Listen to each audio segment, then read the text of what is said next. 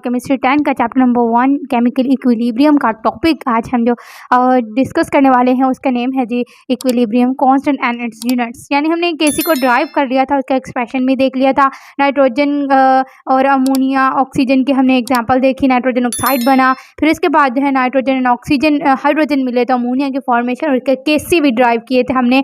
ठीक है, तो आज हमने इक्विलिब्रियम कांस्टेंट यानी केसी को देखना है, किसी भी रिएक्शन के केसी को देखना है और इसके यूनिट्स के बारे में देखेंगे और इसकी वैल्यू किसके ऊपर डिपेंड करती है वो देखते हैं। ठीक है स्टूडेंट्स, तो जो है इक्विलिब्रियम कांस्टेंट की सबसे पहले हमें डेफिनेशन क्लियर होनी चाहिए, what is chemical equilibrium constant. ठीक है, तो इक्विलिब्रियम कांस्टेंट क्या होता है। ठीक है, equilibrium constant is a ratio, एक रेशो है, एक तनासुब है बिटवीन टू वैल्यूज। अब क्या है, product of concentration of products, concentration product की कंसंट्रेशन का प्रोडक्ट। ठीक है, प्रोडक्ट क्या होते हैं, हमें जो चीज़ न्यू ऑब्टेन हमें होती है सब्सटेंस, उसे हम जो न्यू चीज़ बनती है वो प्रोडक्ट का प्रोडक्ट।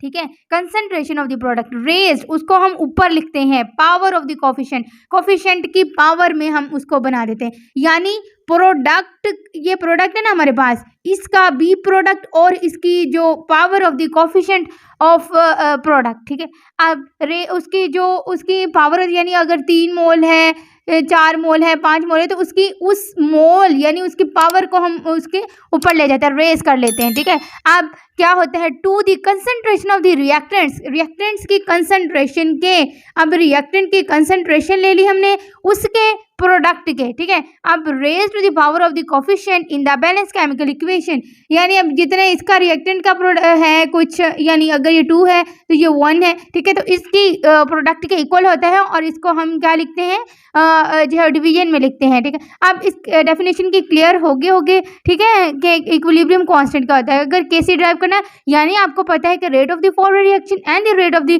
रिवर्स रिएक्शन जब proceed at the same time and doesn't change with the time, ठीक है, तो वो रिवर्सिबल रिएक्शन अक्कर होता है, तो उसका हम क्या निकालते हैं, इक्विलिब्रियम कांस्टेंट निकालते हैं।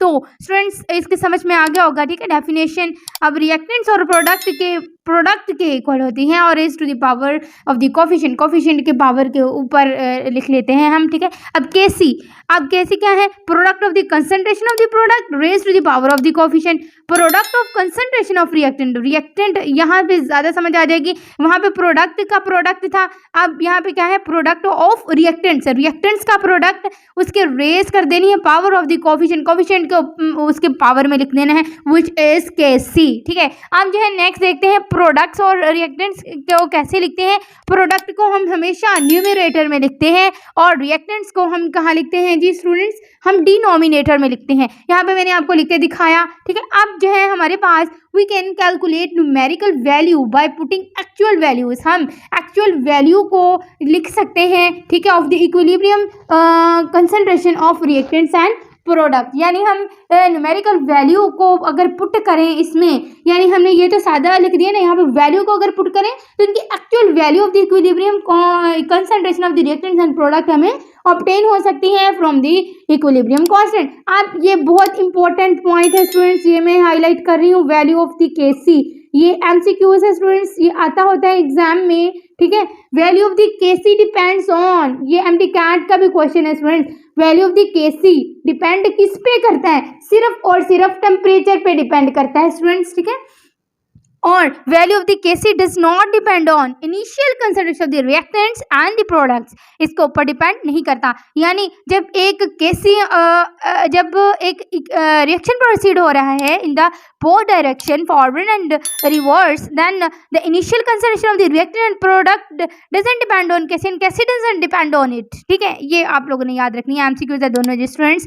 जब टेम्परेचर को हम इंक्रीज करते हैं तो केसी डिस्टर्ब हो जाता है। ठीक है, कैसे क्या होता है, डिस्टर्ब हो जाता है इससे टेम्परेचर को इंक्रीज या डिक्रीज करने से। ठीक है, अब इसका यूनिट्स देखें तो केसी के यूनिट्स कैसे निकलते हैं, KC has no unit, KC का कोई भी यूनिट नहीं होता। क्यों, this is because unit concentration unit cancel out the expression for KC, यानी अब क्योंकि कंसंट्रेशन से ही हम इसको मेजर अप करते हैं तो यहाँ पे केसी अपना कोई भी यूनिट एक्सप्रेस नहीं करता, क्योंकि कंसंट्रेशन होती है तो कंसंट्रेशन का सेम यूनिट होता है तो आपस में कैंसिल आउट हो जाते हैं जिस एंड पे। ठीक है, तो जो है उसका हम कैसे फाइंड आउट करते हैं। H2 यानी हाइड्रोजन और आयोडीन ये आपस में रिएक्ट कर रहे हैं और हाइड्रोजन आयोडाइड में कन्वर्ट हो रहे हैं, और इसका हम कैसे लिखेंगे, प्रोडक्ट्स और रिएक्टेंट।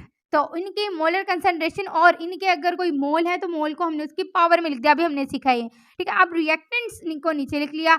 अब जो है इसका यूनिट कंसंट्रेशन का यूनिट क्या होता है, मोल DM माइनस क्यूब। अब मोल DM माइनस क्यूब और इसका, अब इसका ये था, इसका ये 2 दफ़ा थी, इसकी पावर ही 2 थी, तो ये कैंसिल आउट हो गए। Number of moles are equal, so reactant of the reactants and the products, so Kc has no units, Kc का कोई भी यूनिट नहीं है, ठीक है। दूसरा रिएक्शन देखें तो हमारे पास ये फर्स्ट रिएक्शन हमने देखा, ये दूसरा रिएक्शन देखें तो हमारे पास क्या होता है, नाइट्रोजन और हाइड्रोजन आपस में रिएक्ट करते हैं और जो है कन्वर्ट हो जाते हैं अमोनिया के अंदर, ठीक है, 2 moles of ammonia. Then we have to apply Kc expression, तो जो है Kc का एक्सप्रेशन हमने लिख दिया, अमोनिया के 2 मोल्स हैं तो इसकी पावर में हमने लिख दिया।